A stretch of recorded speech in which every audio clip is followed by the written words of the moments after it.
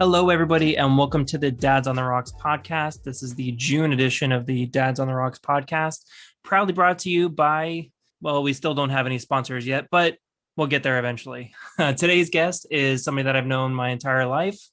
He is an older, wiser version of my older brother, but doesn't come close to me. He is my eldest brother, Michael Maas. Mike, say hi to everybody.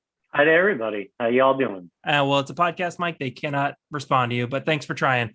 As it is with every single podcast, we're going to start with what we are drinking today. Mike, since you're my very first guest on the Dads on the Rocks podcast, I will let you go first. Mike, what are you drinking today?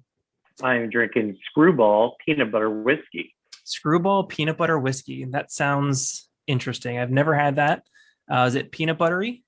It's a good flavor. It's as if I was drinking whiskey with Reese's peanut butter cups in it. So yes, it's very delightful. Two things I love very, very much. So I'll have to try that. Today, I am drinking Jefferson's Ocean Aged at Sea, courtesy of my very good friend, Adriana Graham. Adriana, thank you for this. It is fantastic. I was almost done with the bottle several weeks ago, but I wanted to save the last glass for the Dads on the Rocks podcast. So, Mike, cheers. Cheers, buddy. And I'll be honest, I'm not a heavy drinker at all, but this is really smooth. I was surprised when you mentioned to me that you were going to be drinking whiskey for the show today, because I didn't peg you as a whiskey drinker. Normally, I know you're not a huge drinker to begin with, but when you do, it's traditionally beer. So I was surprised that you went with whiskey for tonight. Well, I wanted to be like my little brother, very sophisticated with a nice drink to start the night. So. And that's every little brother's dream, for his big brother to want to be like the little brother. Yeah, I figured when in Rome. Like I said, today is the June edition of the Dads on the Rocks podcast. I'm trying to think of any holidays that come in June. I don't know of many. I think there's one coming in a couple weeks. Father's Day. Father's Day, yeah. Doesn't Father's Day coincide with something this year? I feel like I saw it on the calendar. Your nephew's birthday. Your nephew's birthday. No, that can't be it. My nephew. Your nephew's birthday. Wait a minute. Something else is on my nephew's birthday. Yes, the person I think you admire the most in life is turning 43, and that would be me. You are turning 43 on Father's Day this year. Can you believe it? Good heavens. I remember when Dad was 43, you old bastard. I know. He still had some hair. Some. I know it's a little early, but do you guys have any plans for Father's Day? Or let me ask you this: what would you like to do as turning 43? What would you like to do not only on Father's Day but on your birthday? Well, I will be getting up at 5 a.m. that day, taking a shower, and then driving about 40 minutes to go to work. Your commute is 40 minutes? Yes. That sucks. And then, since my wife, your sister-in-law Valerie, got COVID a week and 2 days ago, we were forced to all quarantine our house, all 5 of us. And I had to stay at home during Mother's Day. So my boss had to work all Mother's Day, and that means Father's Day, my birthday, I will be working. It's only fair. It's only fair because the last 2 days of that work week will be Thursday, Friday, and I am taking that off to have a wonderful 10-day vacation. I'm hosting some people in my life, special people. You, Mom and Dad. Goodness, that's right. I am coming to see you for the first time in so long. This will be my first time at Tampa since Stephanie and I first got together. So getting close to a decade, I'll be taking a trip up to Tampa. Yeah, absolutely. I'm excited. I'm very excited. And you know who's very, very excited is my darling 3-year-old daughter, who cannot wait to see her, as she calls them, her friends. Yeah. And I have to correct her every time. Yes, they are your friends, but they're also your cousins. She's really, really looking forward to coming to see them. Well, I mean, you and Valerie, she could do without, but she's really looking forward to seeing all 3 of them. Not just Alyssa, who she adores, but all 3 of her friends, as she puts it. Well, her friends over here decided that they wanted to get something to entertain her friends So your beautiful daughter and your beautiful son and our other nephew, Francis, will be welcome to our house with a brand new pool. Ooh, brand new pool. What a perfect thing to do to kick off summer at the end of June, where it's just atrocious around 2-3 o'clock in the afternoon. Getting in the car and you almost sweat to death just getting back in the car after it's been in the parking lot all day. It's true. So, but yeah, she's excited. We already told her. No, actually, no, we didn't tell her about the pool yet. And I think Andrew's going to be significantly too young for that. But Allie's going to have a ball. He'll be trying to pull her out tooth and nail to get out of the pool with her friends. Well, one of the things you'll learn as a parent, as I learned when I was Andrew's age, sometimes the best way to learn is just to be thrown in the pool. The pool itself is only about 1.5 feet deep, so I think he'll be okay. I mean, I think it'd be okay if, standing up, which he can't do yet. I think he's probably roughly around 1.5 feet. So once he can stand up on his own, I think he'd be all right. But maybe give him a floaty in the pool. Actually, that'd be really funny to put him in one of those city floaty things for babies, to put him in a pool that's a foot deep. Well, we could always throw his father in there with him and he could splash around. I'll be out there anyway. Yeah, we all will. Are there any plans to fill it with Jell-O like our lovely sister suggested to recreate your 30th birthday, which, by the way, folks, was a blasty blast? First of all, to correct you, that was fruit cocktail. That's right. It was fruit cocktail because we couldn't find enough Jell-O, or it was too difficult to make that much Jell-O. That is correct. Yes, sir.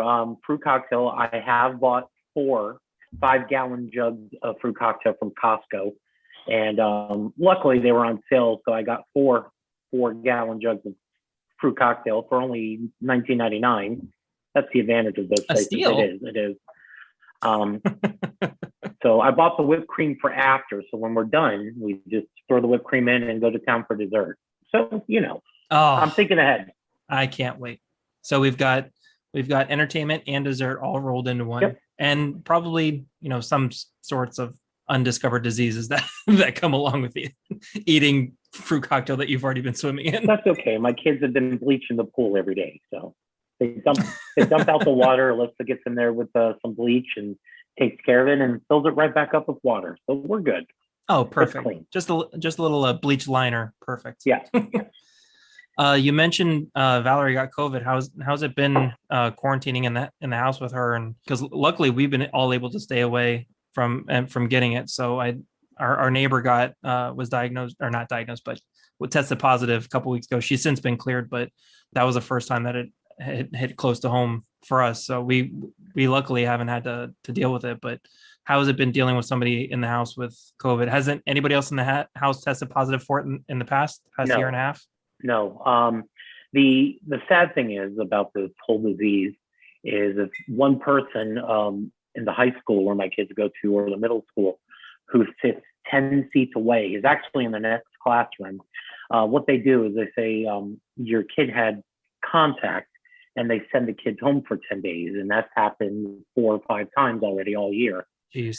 So last year, where they were sent home almost immediately and finished the school year with homeschooling, they've had to face the same situation after going back to school this year, only to be sent home multiple times.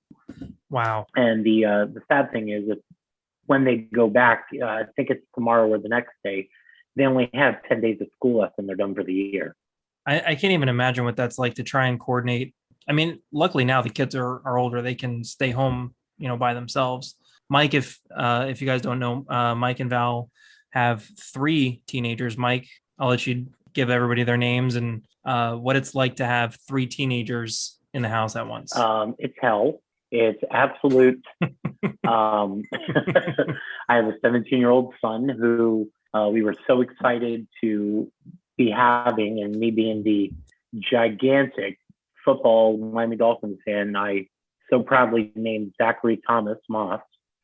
Our daughter was scheduled to be Daniela Marino. However, my wife vetoed that. And then our third our second daughter, who's 16, our second child, who's 16, Alyssa Janine, named after middle name our grandmother. Our third kid, Michael Frederick, is named after pretty much every single one of his grandfathers and a couple of his uncles. So yeah, and his dad too. Yeah, I guess. Michael Frederick, yep. And he is 13, going to be 14. So it's wow. It's an adventure every day, more than you'll ever understand. Now you'll understand in about 13 years, but I remember I want to say I was maybe in middle school when Zachary was born. He's 17 now. So yeah, I was probably in high school when Zachary was born. I remember going up there when he was born to visit you guys and see him. And I can still picture it. I was at your mother and father-in-law's house holding him for the very first time. It was the first time I'd ever held a baby, and I was super nervous, but for some reason somebody trusted me to hold an infant, and I kind of tried to not move, and he was sleeping, and he fussed a little bit, and I'll never forget I sang Yellow Card to him. I can't remember the name of the song, but I sang a Yellow Card song to him, and he chilled right back to sleep. So I'll never forget that. But it seems like not that long ago, but 17 years ago. It's crazy to me. And then the other two came along. They were fine too. They were okay. One of the greatest memories I have about being a father is about a week after our first son was born, after Zachary was born. You and my sister Catherine and mom and dad and Grammy and Grandpa came up to visit us. And we came over to the hotel, and we decided to go over to the IHOP that was connected to the hotel. And we're sitting there, we're having our dinner, and Zachary is being the perfect baby, 10 days old, if anything. And he was sleeping in the car carrier next to you and I. And I don't know if you remember this story or where I'm going with this. I do. As soon as you said IHOP, I remembered. So Freddie and I, quick backstory, Freddie and I, especially when he was 2 years old till about when he was maybe 20, 22, were big wrestling fans. Well, I decided to grab Freddie's attention, and I took my sleeping son's arm and held it up and let it drop. And I counted one. I held it up a second time, let it drop, counted two, held it up a third time, ready to drop it, ready to call the three. He's out for the count. And while still asleep, I let go of his arm, and it froze in the air. like a true wrestling move, as the Vince McMahon was in his ear. All right, kid, you got to keep your arm up for the third. And he did.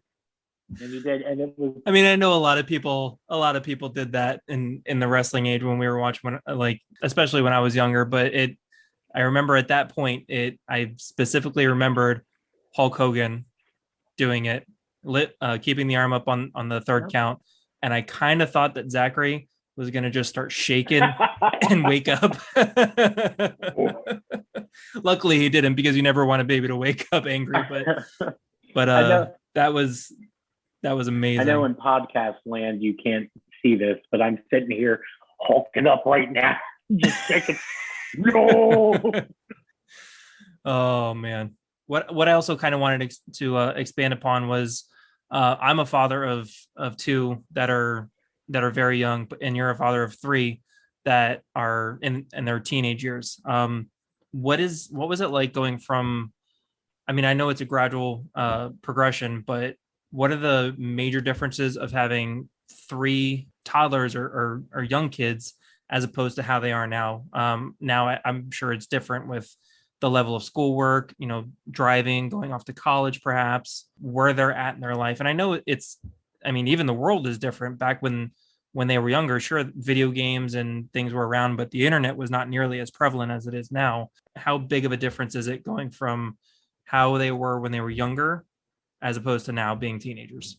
As you are aware, when they're that young, 3 years old, 2 years old, and your wife is working and you're at home with two kids and you're giving them a bath and you're getting them all situated for the night, getting them set to watch Teletubbies and Barney and everything else that was on back in the day. Well, I'm at home. I have two kids. I give them a bath, 3 and 2, get them out of the bath, get them dressed, get them their sippy cups, plop them down so I can go and pick up the wet towels and drain the water and get that all.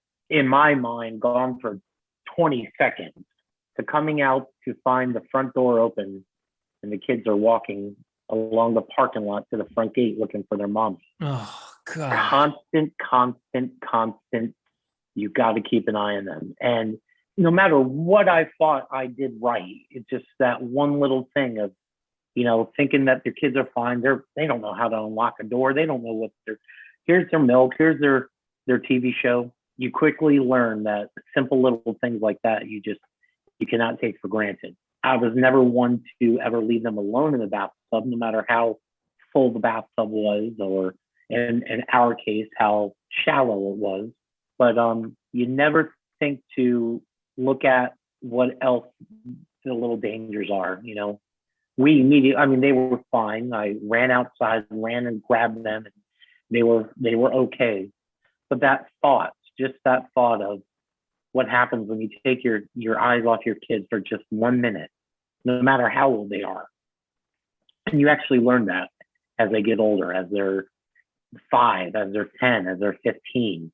The level of trust you need to have with these kids to be able to let them go out to a friend's house, let them, when they become drivers, let them drive off somewhere.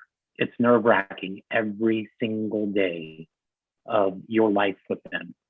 And probably, as we could probably ask our father, even at 43 and at 36, 35, 36, you still think about, are the kids okay? Is everything going to be okay? Even though I'm not there anymore and they're adults, you never lose that feeling of, are they okay? Or you can't be with them. You can't follow them everywhere. You just have to have that trust. That's one thing that actually goes hand in hand, as from when they're toddlers to when they're teenagers. You will always wonder, are they okay? What are they doing? Nowadays, the iPhones have the Find My Phone app that everyone in our family is connected to. So we can easily see where my daughter is when she's with her boyfriend, where my son is when he's with his girlfriend, where my little son, my 13-year-old son, is when he's at the donut shop. We live in a great neighborhood in the city of Hudson, and there just happens to be the point of directions that I tell everybody. If you go to Lollipop Strip Club, we are the first development right after that. Only to find out that my son and his neighborhood friend and another one of their friends had rode their bikes or walked the trail up to the area next door to Lollipop, and we're eating donuts, filming it. Like, look, we have donuts next to the strip club. Yay! Well, there's a picture worthy of Instagram. So thank God apps like that, at least you have an idea where they're at. Yeah, it's funny that technology, clearly it plays a heavy role in our everyday lives now, but from a parental standpoint, and even Steph and I, we have a similar app on our phone that uses like the Find My Phone thing, where I'm big on, because of my background in law enforcement, I know what can happen from when the time that you leave the house going to work, or the dangers of driving on the road. We would always text each other, hey, I got here, I'm on my way home, or I got there safe. But now with that, you don't really have to do that, because you have that fail safe of, okay, I know that she made it to work okay, in case she doesn't text me or what have you. And it kind of extends to the kids with their phones. So it's kind of a nice safeguard, which our parents obviously didn't have. And it makes me wonder what it would be like raising kids back then. I mean, you say that you have to build that trust, that you need to rely on the fact that you've raised them to a point where you can confidently say they're going to make the right decision when they're out and about. And we always didn't. I mean, you, me, and our other brother are a testament to that, specifically him. But it's amazing how different it is from between then and now. It's still the same. We have different tools at our disposal, but it's still the same thing. You have to teach them that responsibility, and that is what garners the trust in them. It's funny growing up we grew up in Miami and lived there until 86, when we moved to a city called Miramar, which got us out of Dade County and put us in Broward County, pretty much on the border, but it was still Broward County. I was 8 years old when we finally moved, and it was after some questionable issues that happened in the neighborhood that we finally, Dad decided, okay, we're out of here. But you can say it. Our sister found a dead body in the canal. It's okay. that wasn't even, that was in Miramar. That was after we moved out of Miami and into. Oh yeah, that's right. That was in Miramar. My mistake. I remember correctly, and I, have the best memory in our family. You do. I won't even deny that you do. One story I was told was a suspect was loose in the neighborhood and was hiding out in the shed near our house, next door possibly. And when the police officer, when they found him, they went to open the shed and he came out with a machete or something after the cops, and they had to shoot and, drop him, basically kill him. Jeez. And I think it was at that point, and along with other things, that Dad finally told us, all right, we're out of here. I mean, it was the right call. I don't know, since I wasn't born back then, and I don't know what area it was, but I can imagine that it wasn't a great area, but it was the right call to get us out of there, since he had the means to do so. And then even so, moving to Miramar was good for a time, and then eventually the area degraded to a certain point, like I said earlier, and at that point he had to move again. Which seemed to happen fast. I lived in our Miami house from the day I was born to 1986, and we were only in the house in Miramar from 86 to 92.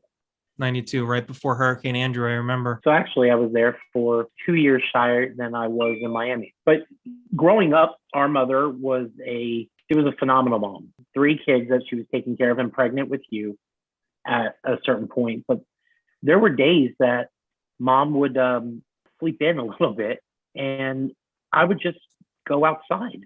I mean, I lived there till I was 8. So 7, 6, 5, I would just go outside and play with the neighborhood kids. No issues, never had a problem, never had, I was in trouble for doing it, because everyone knew I was either next door at Judy's, I was across the street at Calvin's, or I was down the street at Jimmy and Danny and Russell's house. So we all knew where we were. And the popular memes on Facebook, like, if you understand what this means and it shows the street light turning on, that's how it was. That's exactly how it was. You knew if that street light was on, guess what? It's time to come home. Mm-hmm. Every once in a while you'd hear Mike from the front porch, and Mom is calling me and or Patrick to come on home. It's different. I don't want to say it's a different time, because nowadays with my teenagers in the neighborhood we live in, they'll go outside right after dinner, and still a couple hours of light, and they'll play with the neighborhood kids until it's dark, to the point that they can't see what they're doing, so they come on home. And we have that trust with this neighborhood. It's a great neighborhood, and full of kids and full of neighbors that we actually are friends with, which I know you have a particular neighbor that you are close with. I can't speak on the fact that Catherine does or not, our sister Catherine, nor can I speak on the fact that Patrick does. But the neighborhood we live in, it's phenomenal. We know everybody. We have parties together. We have go across the street, sit in the garage, and have some drinks with. I mean, in fact, our neighbor who lives down the street, who moved in the same time we did, is also from Miami. Big Dolphin fans like we, and they have a 13, 14-year-old son, Mikey's best friend. Unfortunately, the father just passed away from cancer. Oh. And the entire neighborhood came out. There's a flagpole in the cul-de-sac down the road, and we all lowered it to half. It was lowered to half mast. As a group, the community came, and we had our little memorial for him, and people said some things, and we all had our cries, and we lowered the flag and presented it to his wife. And what a great neighborhood, a great way to show that the neighborhood was there for the grieving widow and the son. You can't ask for anything better in a neighborhood. No, that's fantastic. Like we're kind of in the same. We have, like you mentioned, our neighbors that we're very good friends with. Our kids play all the time, and it's kind of nice that we have not just them, but there's people on the other side of us that we've become very good friends with too, and we can see how the community. We've been in the house for 9 years now. and how it was when we first moved in as opposed to now. There's a lot of younger couples that are either going to get married or are recently married or had their first kid or having their second kid. It's how the community, and we plan on staying here for a while because we really, really like our neighborhood. We like living down here, and how we're going to grow up with these people and become friends with these people. And when by the time we are where you're at, where our kids are teenagers, they're all going to know each other and we're all going to know each other. And it's funny. I think about like Halloween, where I see all the people with their sitting in their garages. Like there's a few neighbors like in one garage and like, oh yeah, we're all over here. Come on, skip that house. We're all over here. Yep. Just becoming friends with their neighbors and all giving candy out together. And I'm like, man, that sounds like so much fun. So our very first Halloween in the house, we wanted to not go out, not go crazy and party. We wanted to sit in the garage, order pizza, drink beer with friends of ours. We hadn't made friends with the neighbors yet, so we had other friends come over, and we just gave out candy in the garage. And I'm like, this is what I want, but I want to be friends with the neighbors as well. So I love that idea of like a really good community that you can be friends with and good people that live around you. That's ideal. So that's awesome. Steph mentioned the other day that she wanted to put Allie in like cheerleading and stuff. And I'm like, at 3 years old, I think that's a little early. It's weird that I never considered putting our kids into extracurricular activities other than baseball, because that's all I ever grew up with. So I don't know did you ever like coach Little League or anything like that, or as opposed to what you do now, which we haven't talked in a while, so I don't know what it is, but did you ever do anything with the kids like earlier, and are you doing anything with them now? So when our kids were younger, this was 7, 8, 9, 10 years ago, we put them in 1 year of t-ball, and it was great. It was awesome. I was one of the assistant coaches and I thoroughly enjoyed it. But little story about me, my wife and I, we married quick, had children quick, and we were not financially stable. And take that with the fact that neither of us had a college education, we were unable to stay in the house that we were living in when we did t-ball. And we moved around quite a bit. The 1 year of t-ball was awesome. I absolutely 100% recommend getting a child into sports. If anything, teaching them hand-eye coordination. You bring up cheerleading. A little known fact about me is I am a head cheerleader coach. Are you really? I am. When we finally were able to become more stable, and my wife and I moved up to Hudson 4 years ago, bought this house, my daughter wanted to get into cheerleading with the local sports organization, Hudson Coburn. So I got her in. And to backtrack about Allie, I see a lot of these young girls, 3, 4 years old, who want to join cheer. And it's a great start, and I would always recommend it if I wasn't the coach. We have a hard time trying to find coaches for girls that young because their attention span is not there yet. So to try to teach these girls, you pay $250 for these girls to come out, go into competition. And honestly, they're not going to win. They're not, you're there to perform. We understand that. You're there at the football games. I understand that. But I've seen a lot of coaches who have come and gone after just 1 year because they start off in these age divisions and the girls don't want to do it. They cry. They don't have the attention span. I really, truly believe being a coach, that 5, maybe even 6 is the right time to get these girls started. You're not missing out. You can easily teach girls tumbling. You could do that as an extracurricular activity with your children. Take them to tumbling classes, let them learn the basic cartwheels, stuff like that, walkovers, front walkovers, back walkovers. But in regards to letting them become cheerleaders at such a young age, I really feel t-ball, soccer, you'll have more of an advantage as a parent teaching them the running abilities, the hand-eye coordination that comes with t-ball, stuff like that. But yes, I am currently a head coach for cheerleading.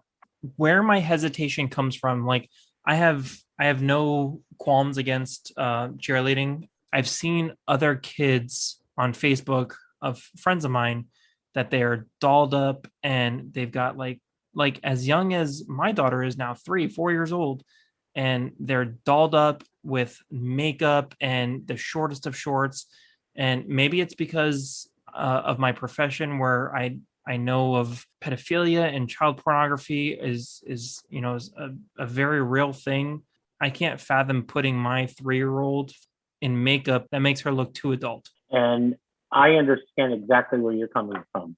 I say that because part of the competition routine is to get these girls in their performance outfits, which include bloomers, which include the skirts, and their hair dolled up and a ton of makeup. I can't tell you the type of reaction that I received when I first showed interest in becoming a coach. And I did it for my daughter. I did it for no other reason than for my daughter. You will, if you don't know now, you will fully understand what it's like to be a father of one daughter. You could have 20 kids, and having one daughter, there's that special bond you share with her. And I love football. I love baseball. I love basketball. I love playing, but I am not a coach. Right. I don't know how to teach you how to play those sports. I don't know how to teach you how to cheer either. But there's a special aspect of having somebody out there to be the enforcer, to be the Arn Anderson of cheerleading. I hope that's your title when it comes to cheerleading. Yeah, I'm the enforcer. I became the head coach this past year when the head coach who was there the previous 2 years, who I was assistant coach with, had to quit for family matters and the fact that she lived a good 30 minutes away almost, but kind of by proxy, I became the head coach. I was lucky enough to form a coaching team with someone who was fresh out of high school, had done cheer most of her life, and was able to create the routine, the moves, the different steps, and the different directions that these girls needed to go. And in the same sense, I was there to be the financial backer for our music, to be the stop, everyone run a lap, everyone just know when something wasn't right. As a father, of having my daughter in cheer those 3 years that I was the coach with her, to last year when I became the head coach and she became an assistant coach out of another coach quitting or getting fired and so on and so forth. We were coaching together, different teams, but together. Being the only male out there in all of the cheerleaders, why aren't I doing football with the boys? Why aren't I doing this? Well, it started for a love of my daughter, and it became something that I thoroughly enjoyed because I became friends with these coaches who I was coaching with. And I took a lot of criticism, especially behind my back, unknown to me until a year or two later when the coaches came up to me, like, on one of our drinking nights, you don't know what we did for you and how much we love you. Well, what are you talking about? People would come up and say, why him? And why do you have a guy out there? Because it's Coach Daddy Mike. That's why. You get on his team, you'll understand. And I was fortunate enough to be respected by the head board of the Hudson Cobras, and they wanted me and they asked me to be the head coach. So it's a passion now. So anyway, moving on, I wanted to give my guests the opportunity to speak about something that they enjoy, something that they like. So Mike, I'm going to give you the floor. I'll give you the opportunity to present your topic or just something in general that you'd like to talk about. So have at it. One of the things growing up in the 80s, we had the classic rock and wrestling, WWF, Hulk Hogan, Macho Man, Ultimate Warrior. And I had actually became a big fan of it in 1985, right after WrestleMania 1 started. And the neighborhood kid across the street, when I lived in Miami, had all the foot and a half tall rubber wrestling action figures, the ones you can't find today. they're all made of pieces of crap plastic and fall apart. These things were amazing, and they were so lifelike. So he had these figures, and I, well, what are these? What are these? He's like, it's wrestling. You got to come watch wrestling. So he got me into wrestling, and I started watching it, and I thought it was the greatest thing in the world. And of course, our father hated it. Clearly. Hated it. What are you doing watching this crap? And as much as our father hated wrestling, what did he do? He would take me and Patrick to the Miami Arena to watch the house shows. Of course he would. Of course, knowing our father, he didn't just get us seats. He got us box seats where they had the food in there. Oh. Yes, he did. Yes, he did. Classic dad. But even when he didn't care for your product, the thing that really drove you, your passion, he, in his own way, supported it and never denied you your pleasure, I should say. And it was with you when you turned about 2 or 3, when I got you into wrestling, and we used to play wrestle, and I used to pretend like I put you in a sleeper, and I'd say, okay, Freddie, pass out, just lay down like you're asleep. And without you knowing the results, I used to just put my hand over you and count 1, 2, 3, and you'd lose. And you smartened up to that. And every time I tried that on you, all right, Freddie, you sleeper, you're in a sleeper, and you go to sleep, and I go 1, 2, and you get up like, oh, damn it, he knows. But that was the special bond you and I had. And that lasted a good 12 years of your life with me, to the point where when I was in high school, me and my best friends, we started our own little independent wrestling. Our own independent little wrestling gig that we did at a friend's house in his backyard. And we created the COW, the Cooper Organization of Wrestling. Ladies and gentlemen, you were not graced with seeing the videos that were recorded of the COW, but let me tell you, most fun times I ever had when I was preteen and early teen, all I ever wanted to do was hang out with my brother, and he had the coolest friends.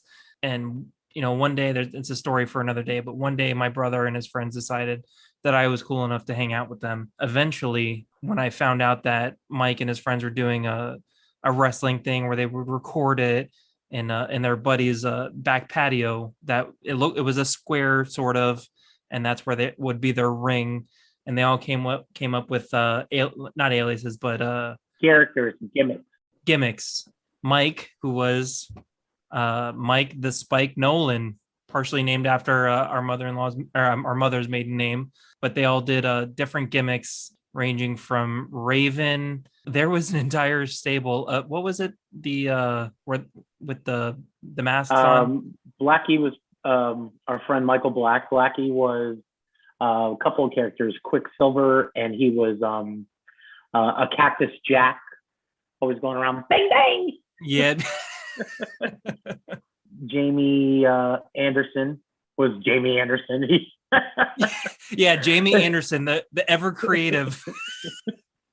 Everyone played like 2 or 3 characters. We all had our multiple characters that we'd have to get different costumes on. And of course, everybody knew that, oh, it's the same fat guy that was, 3 matches earlier, wrestling again. But the best part about that was we had our friend Jeff Rosberg, who was an actual wrestler. He had trained up north in Pennsylvania under Afa, the Wild Samoan. So he had wrestling training. He performed with one of the local Florida companies down there in South Florida. And he was our go-to guy. He knew what to do. He taught us. He trained us. He was so good. I was comfortable letting him pick me up and slam me, which, being the bigger guy that I am, he showed me how to do it. I let him do it. And I still did it wrong and didn't tuck my neck and landed on my head. And when I gave him the chair and he threw it to me and I caught it, and I'm supposed to turn my head and I didn't, and he super kicked the chair and it smacked me right in the face. That was, lessons learned. But I'm trying to think, what was the stable? Because House of Pain. Somebody was like House of Pain. House of Pain. Oh no, not that one. The one where everybody wore like some kind of a white T-shirt over their head or something. They all had like a gimmick. Somebody had like a gold dust. Do you remember? The Cruel Dust. Yeah, it was the Cruel World Order. The Cruel World Order. That's right. I still remember for some reason Torski as Cruel Dust. That sticks in my head. I mean, this was 20 years ago. He wasn't around much. He was actually in college at Tallahassee, so we were only able to get our extra participants when he was down for summer break or spring break. It was generally me, you, towards the end there, Jamie Anderson, Michael Black, Mark Graham occasionally, and Jeff Roth. Yeah. That's right. The Madman. Jeff Roth. That was a lot of fun hanging out with those guys. That was good. When I was the right age to be aware of and know what's going on, I was into wrestling because of you and with you during the golden era of wrestling, the absolute best time to be a wrestling fan, which was the Attitude Era and the Monday Night Wars, which was obviously WWF at the time and WCW. That was such a fun time in wrestling, and because it was so competitive, it was WWF and WCW competing for audience. And I'm talking about like the classics of the wrestling world. Not too long ago, I was in a wrestling mood and I was watching like old school Royal Rumbles.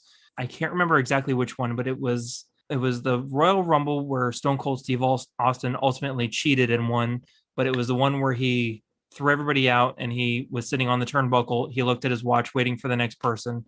And I had texted a buddy of mine who's also a wrestling fan, and I said, I'm watching a Royal Rumble where it's Bret Hart, The Undertaker, Vader, Mankind, God, who else? Stone Cold.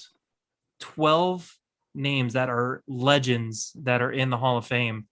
And I said, this is like the best day I've had all week. Just seeing all these old people that I absolutely love.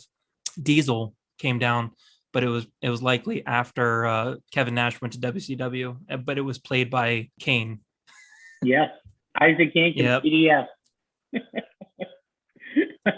But I was lucky enough to have wrestling be the coolest thing ever in the absolute best time ever, which was the Attitude Era. That was my most fond memory of wrestling, having such amazing talent at the best time, the pinnacle of wrestling. That was the start. That was I'd say that was the start of the Attitude Era.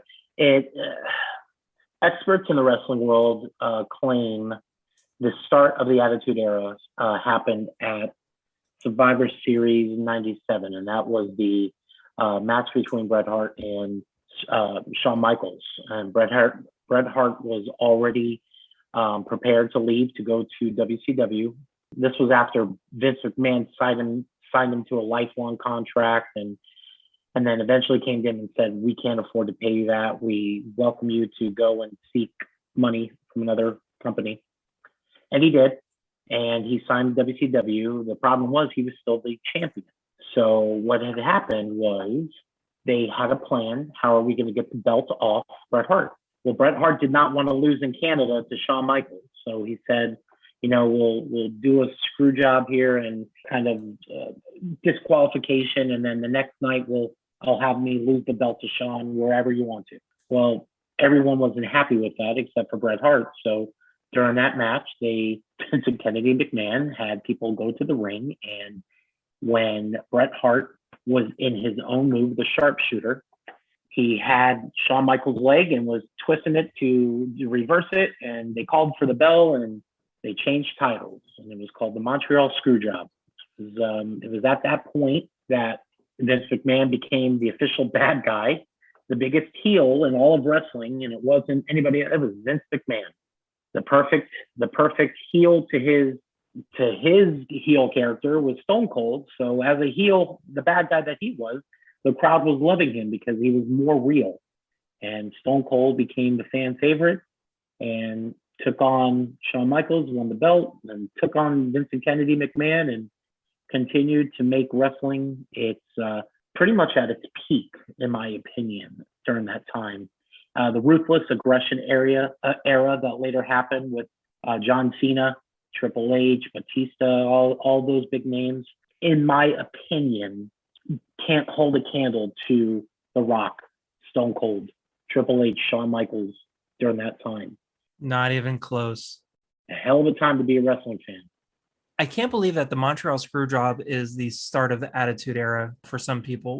Well, no, I take that back. That it does kind of make sense because the realness of it. Because at that point, I mean, I don't know if you know, but Vince McMahon was still just an announcer or someone behind the stage. Nobody knew that he was like the CEO owner of the company. Yeah.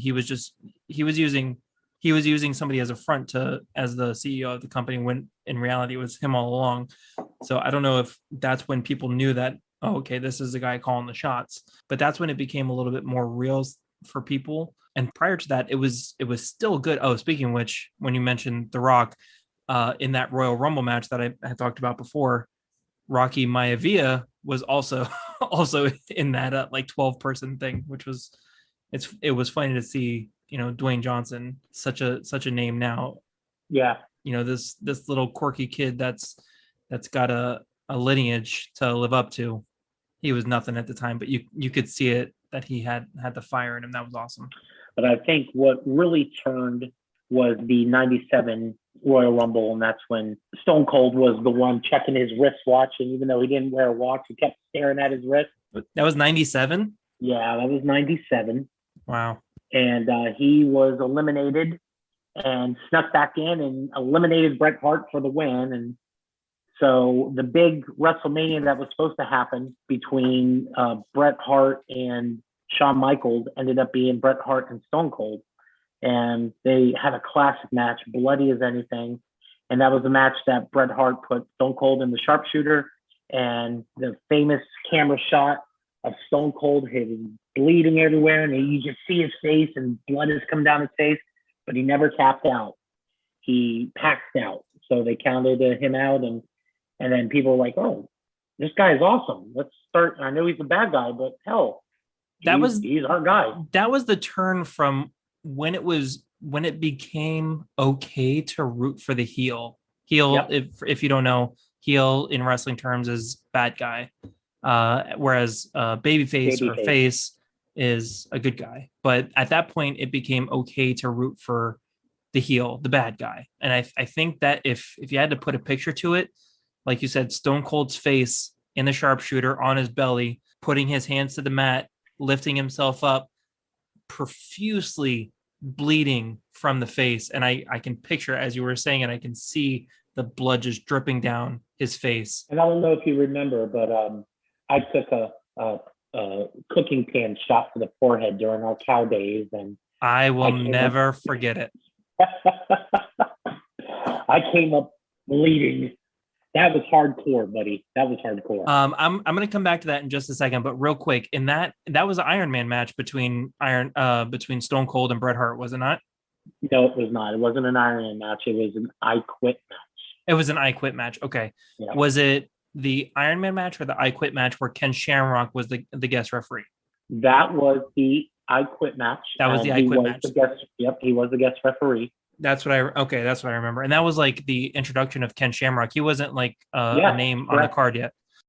That is correct. That's what I get those two confused sometimes, but I remember that Ken Shamrock was in there in that general. No, the Iron Man match was Shawn Michaels WrestleMania 12. Yes. 12. Bret Shawn Hart. Michaels and Bret Hart. Okay. Going back to the cookie sheet to the head, circling back to what we talked about earlier, when Mike and his friends had the COW, the Cooper Organization of Wrestling, my brother, in his infinite wisdom, decided to what they call juice himself. He brought a razor to Jamie's house that night, and mid-match or towards the end of one of the matches, without telling anybody, he took a razor blade to his forehead and cut himself open a little bit to make himself bleed for effect, to make it look good for the camera. Mind you, nobody is watching this except all of us. We think it's hilarious and funny.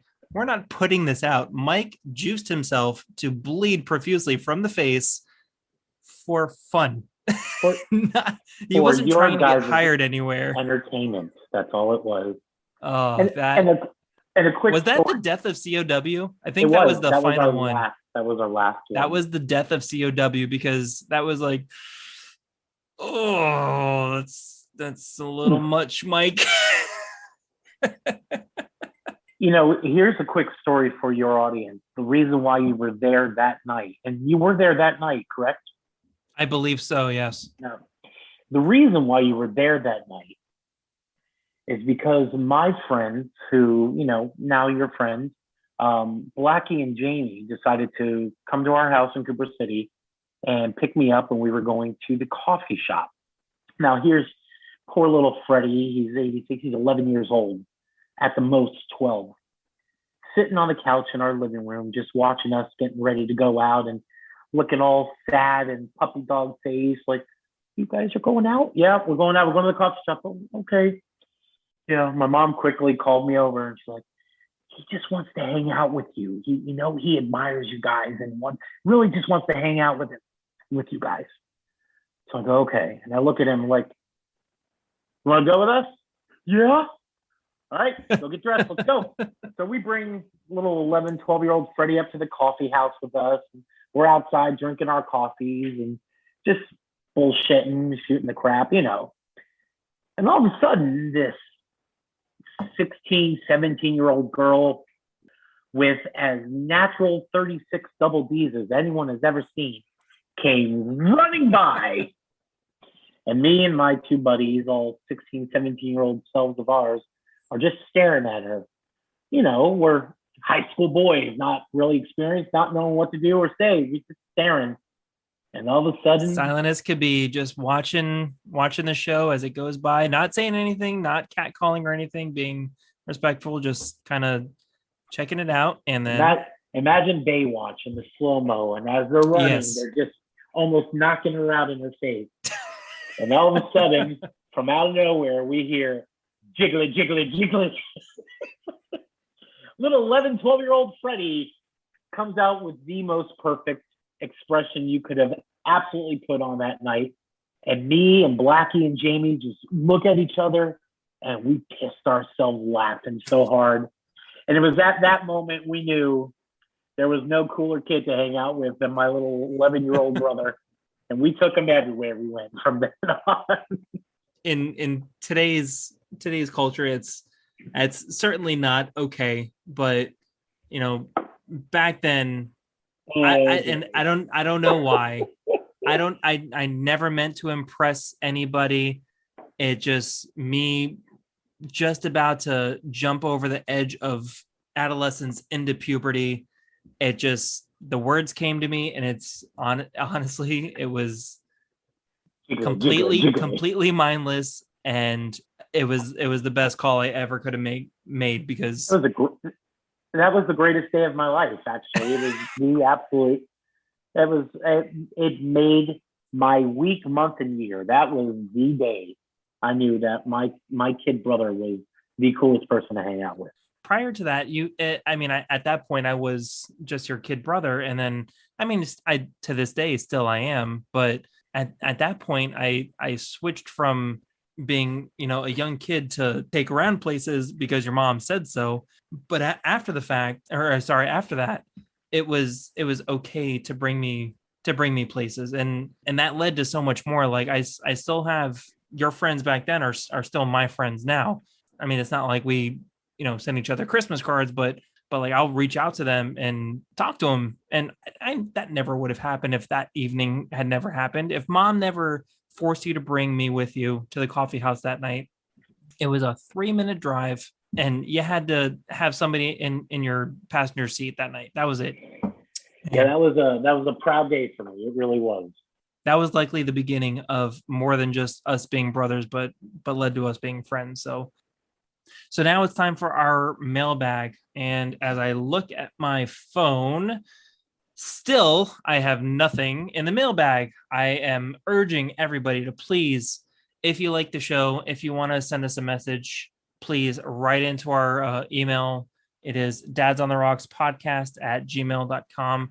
Please send us a message. It could be anything, whether you say you like the show or you hate the show or if you say you hate the show, I mean, fuck off. But if you want me to drink something, if you want me to drink something that you think I might like, or a topic that you might want us to talk about, write in. I would love to hear from you guys. If you could please like and follow on our Facebook page, it really helps us out. I'm currently on Instagram. Like us on Instagram, Dads on the Rocks podcast. I'm currently trying to get on YouTube, but it's proving a little difficult. If you want to know how you can listen to us, if you're talking to somebody and say, hey, you might really like this podcast, we're currently on Podbean, Spotify, Amazon Music, Google Play in the Google Play Store.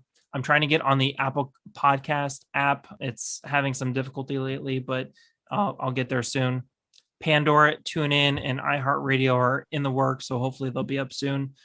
Please share the podcast. My biggest thing is that I want to reach as many people as I possibly can.